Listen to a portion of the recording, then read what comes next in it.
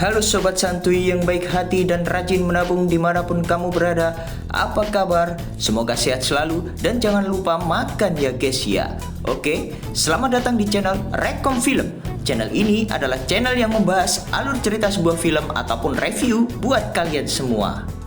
Hari ini kita akan membahas film yang berjudul Enemy. Karena film ini dinilai oleh masyarakat sebagai film yang sangat sulit, sukar, angel, dan berbagai macam bahasa lainnya untuk dipahami para penontonnya ya guys ya.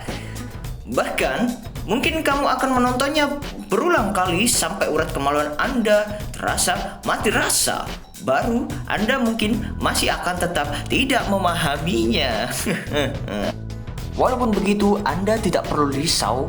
Tetap nikmati posisi santuy Anda dan tetap nikmati secangkir kopi Anda karena di sini saya akan merangkum film tersebut untuk Anda. Sekilas, film ini memang terkesan seperti gak penting sama sekali karena hanya menceritakan dua orang yang sangat mirip dan tidak ada perbedaan sedikit pun di antara mereka.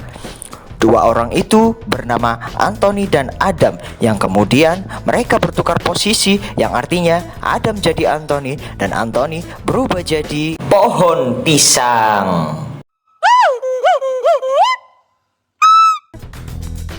Namun setelah menontonnya berulang kali, menurut analisa dan ketajaman intelektual saya yang hampir setara dengan Albert Einstein, saya memiliki kesimpulan bahwa film Enemy ini sebetulnya tidak menceritakan tentang tukar posisi menjadi sebuah pot bunga, melainkan menjadi apa ya?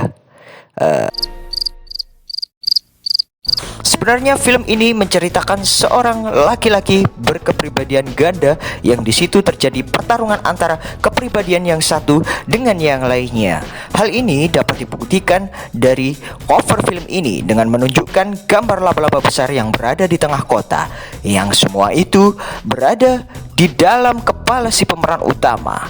Oke, tanpa banyak basa-basi, mari kita saksikan bagaimana alur ceritanya. Diawali dengan memperlihatkan sosok Anthony yang sedang berada dalam sebuah ruang hiburan para lelaki, dan untuk memasukinya ia menggunakan sebuah kunci yang nantinya akan saya bahas mengenai kunci tersebut, karena kunci tersebut akan dijadikan sebagai tanda siapakah yang akan menjadi pemenang antara dua kepribadian ini. Selanjutnya, di sebuah ruangan tersebut terlihat sosok wanita seksi yang sedang menginjak seekor laba-laba, yang di sini melambangkan bahwa laba-laba tersebut adalah jeratan ketakutan dari Anthony. Setelah diperlihatkan adegan di dalam sebuah ruangan hiburan para lelaki, selanjutnya ada sebuah adegan seorang dosen yang sedang mengajar di suatu universitas yang dimana itu adalah si Adam, kepribadian lain dari Anthony. Ia menjelaskan bahwa sejarah memiliki pola yang cenderung berulang-ulang dan hal ini berkaitan dengan kehidupannya sendiri yang dimana dia setiap hari hanya mengulang-ulang kegiatannya, yakni mengajar, pulang, melakukan hubungan Ichkiwer dengan si Mary, yaitu pacar sang Adam. Di suatu ketika ia berbicara dengan temannya, sebut saja Slamet karena saya lupa namanya. Si Slamet ini menyarankan Adam untuk menonton sebuah film supaya dia tidak jadi orang yang sangat gabut dalam menjalani hidupnya. I liked it. Karena menurut si Adam itu adalah ide yang bagus untuk menghilangkan kegabutan.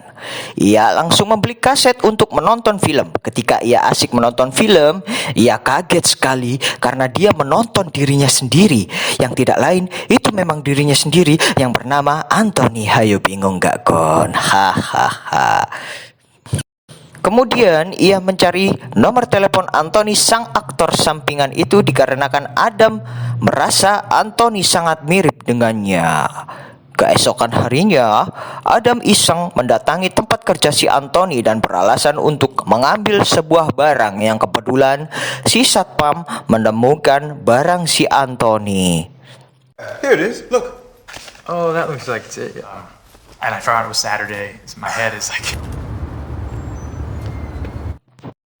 Kemudian di hari berikutnya diperlihatkan adegan di mana Anthony mengangkat telepon dari Adam di dalam sebuah apartemen yang kemudian si istri yang bernama Helen mengira Anthony sedang selingkuh dengan bapak rojak. Anything. It was a man! It was a man! I don't know, he sounded crazy, like he sounded like a stalker or something. Walaupun si Anthony menyangkal perselingkuhannya dengan Pak Rojak, di sini terlihat ekspresi si Anthony memang tidak menggambarkan sebuah kejujuran. Apakah Anthony memang selingkuh dengan Pak Rojak? Okay, I don't want to get into this. I'm going for a walk. Dari percakapan antara Anthony dan Adam di telepon, ternyata mereka berdua mengadakan pertemuan untuk memastikan kemiripan di antara mereka berdua, dan pertemuan itu sebenarnya adalah pertemuan yang terjadi di dalam alam pikirannya sendiri.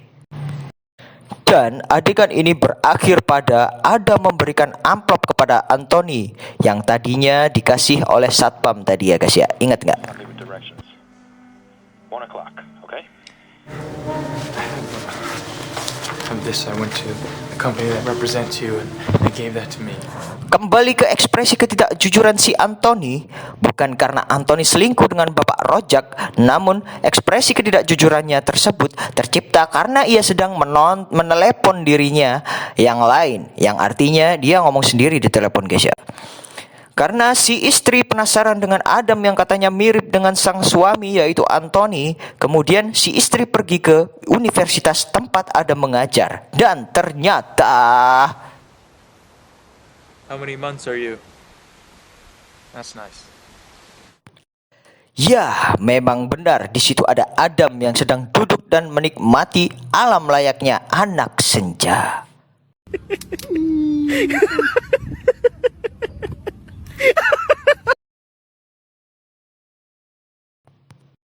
Kemudian si istri Helen menelpon Anthony untuk memastikan apakah mereka berdua memang kembar.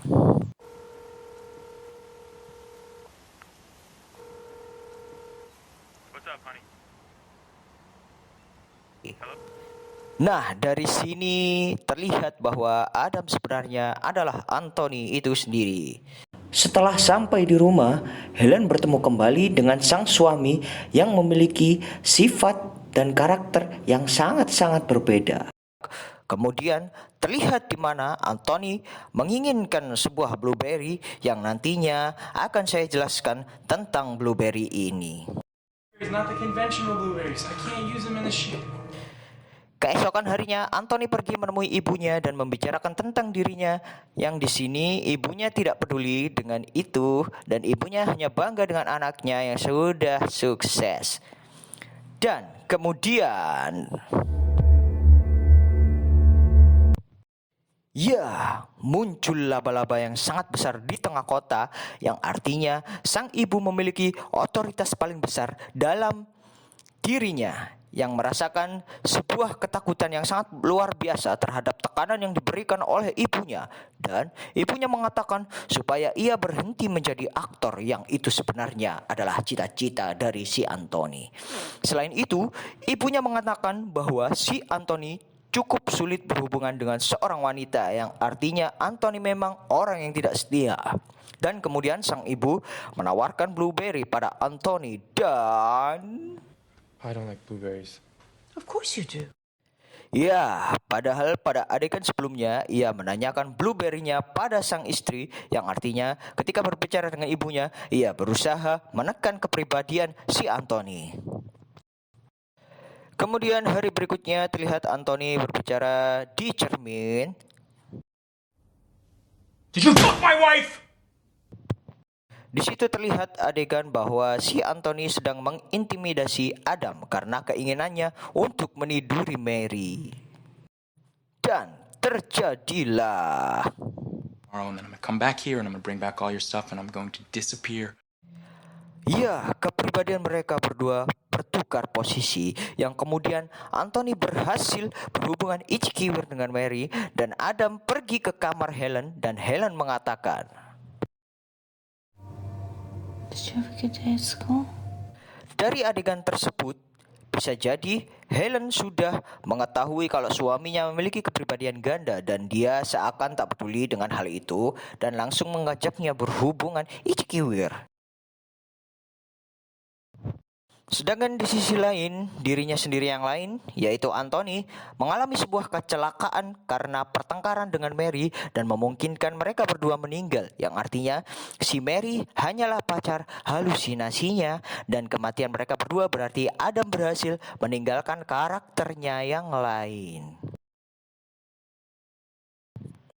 Namun, ketika pagi hari, si Adam melihat sebuah foto dirinya sendiri bersama sang istri di sebuah lemari yang pada adegan sebelumnya terlihat sama persis, hanya saja foto tersebut terlihat sobek dan tidak ada Helen di sana.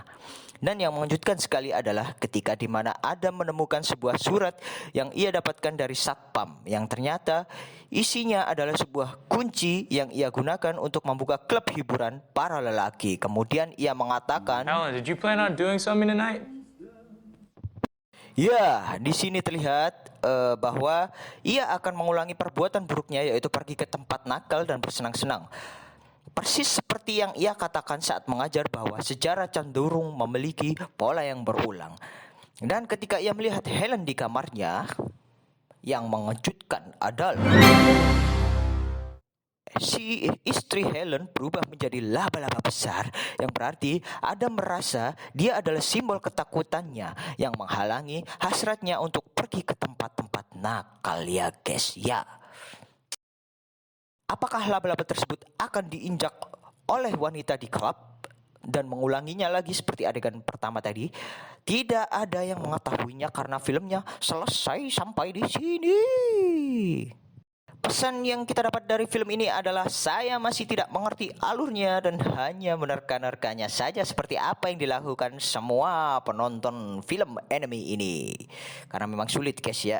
Kalau nggak percaya kalian lihat sendiri aja. Jika kamu masih penasaran dengan alur ceritanya, tonton sendiri langsung. Oke, terima kasih.